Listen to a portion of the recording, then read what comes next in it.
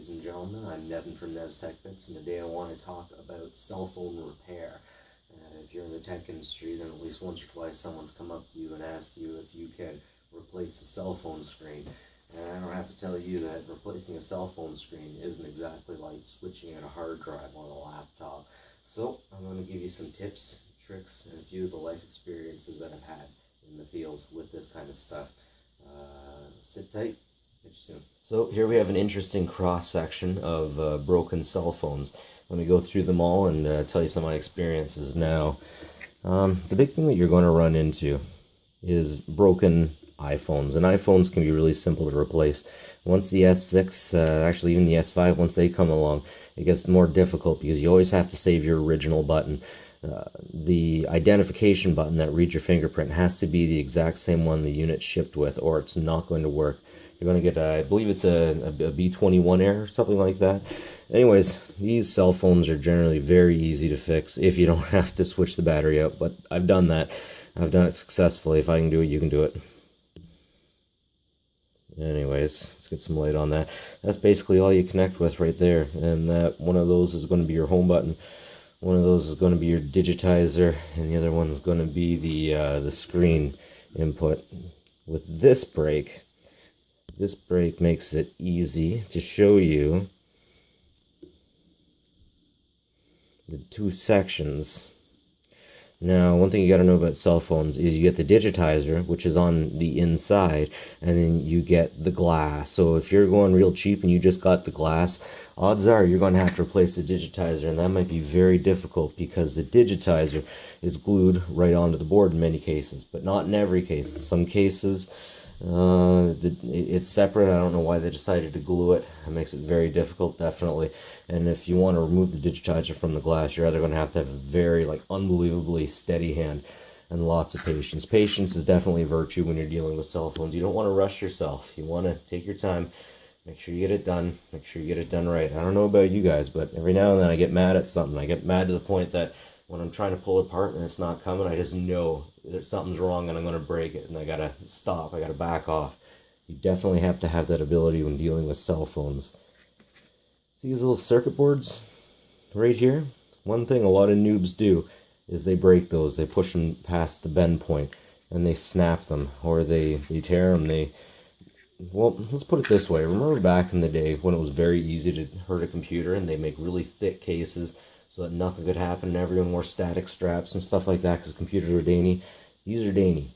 This is a new kind of technology. It's not new, but it's definitely very dainty. You have to be very careful with these things. If you drop them, they're going to break.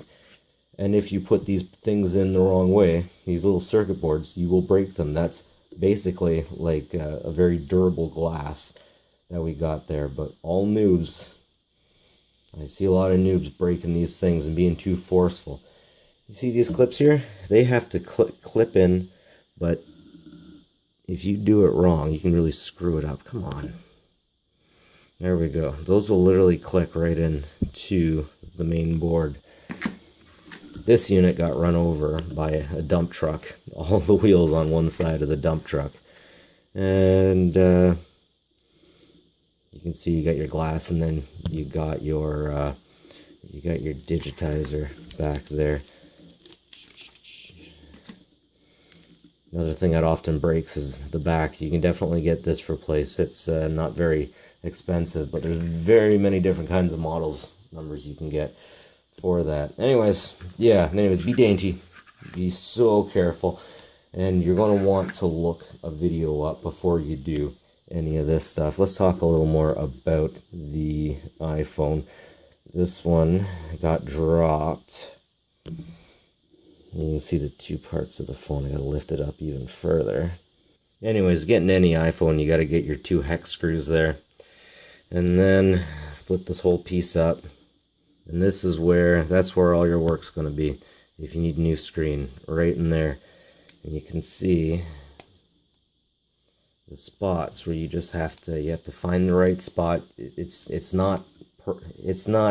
so easy to break these things. You gotta be real careful. And it should just snap in, but don't force it. If it doesn't automatically go easily, don't force it. That's the big thing with your iPhones. If you're going to go out and get a new screen, just get the new digitizer. The thing that broke on this, I believe, the digitizer isn't broken, or the digitizer is broken, the screen's not broken. Lines up and down it. Basically, something here broke. That was an unfortunate issue with this unit too. The digitizer broke in this one. And unfortunately, I had some bad luck on this unit. I got a new cover for it, and I got everything on, and it turns out that the real issue is with the motherboard of the cell phone. And there's not a whole lot I can do with that. I can reflow, which is basically putting it in an oven and hoping that the solder resolders everywhere perfectly. But unfortunately, you will run into a situation where you will go out, you will get a new, you'll get a new screen, and all of a sudden the thing won't work. You put the new screen on it, and the new screen doesn't seem to work. That's because the issue is not with the screen, the digitizer. The problem's with the motherboard, and you'll run into that. So running into an issue like that can definitely add an extra level of stress. I would definitely not recommend you get into replacing these for money, just from liability, from impatient customers. And if you can't fix these phones, you're probably erasing all the memories they had for up to about 5 years ago, because nobody seems to be intelligent enough to back up their pictures from their phones to their computers. I'm even guilty of that myself sometimes. It's just how she goes. It's just how she goes. So yeah, definitely not the kind of thing I'd like to get into business for, because there's a lot that could go wrong, and if you don't fix it, if you're not the hero, then they're gonna hate you. Because then, for the example of the motherboard's broken, if you went out and bought another screen thinking the screen would fix it, and all of a sudden no, then who's going to pay for it?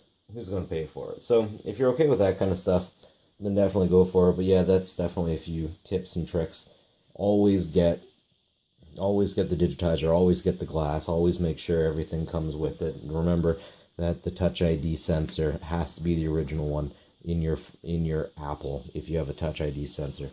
And after that, you are pretty well good to go. And that's it for me, Nev's Tech Bits. Hope you have good luck with your screen repair, and have a good one, guys. Bye-bye.